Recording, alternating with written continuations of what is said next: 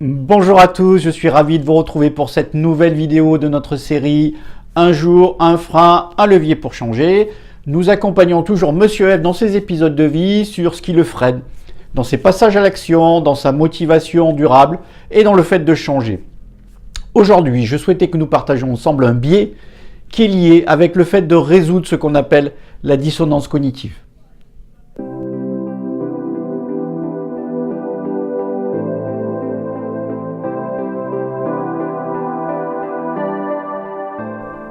Alors, remontons un petit peu le temps si vous le voulez bien. Nous sommes le 21 avril 2002 et au soir de ce 21 avril, la France et Monsieur F découvrent qu'à l'issue du premier tour du scrutin de l'élection présidentielle, le président sortant Jacques Chirac sera opposé au second tour à Jean-Marie Le Pen.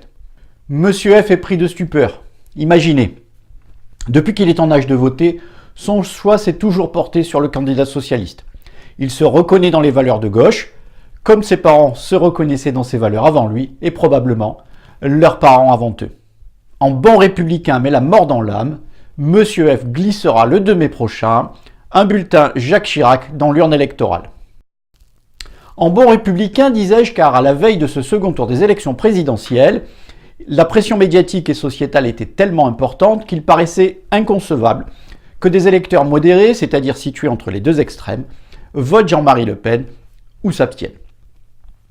Le vote individuel apparaissait donc dans une forme d'engagement public inévitable, ce qui constituait un autre biais puissant associé à la norme sociale.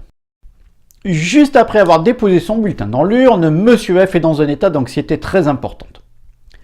Puisque cet acte va être en contradiction totale avec ses croyances, ses valeurs, ses opinions, ses idées. Le temps passant, Monsieur F va regretter de moins en moins la décision qu'il a prise. En effet, finalement, le président Chirac mène plutôt une politique de gauche, si on regarde bien. De la même façon, n'était-ce pas lui qui avait porté le sujet de la fracture sociale? Et puis c'est un homme du terroir, un bon vivant. Non, décidément, Monsieur F ne regrette plus son choix.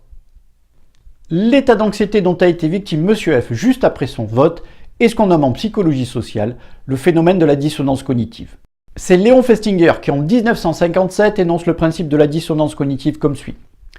Lorsque les circonstances amènent une personne à agir en désaccord avec ses croyances, cette personne éprouvera un état de tension inconfortable appelé dissonance, qui aura tendance à être réduit, par exemple, par une modification des croyances dans le sens de l'acte.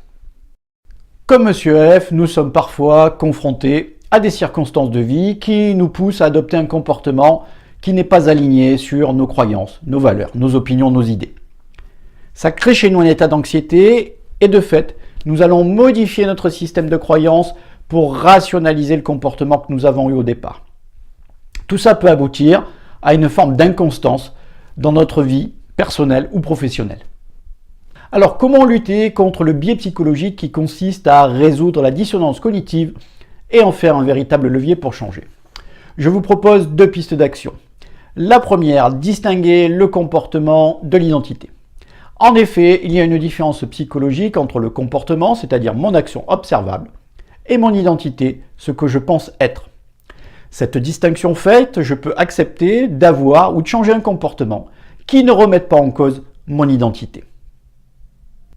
Deuxièmement, je vous propose d'aligner mon comportement sur mes croyances aidantes, mes valeurs, mon identité. Devant chaque décision ou comportement qui peut avoir un impact important dans ma vie, je peux me demander de quelle manière ce comportement va être aligné avec mes croyances aidantes, mes valeurs, mon identité.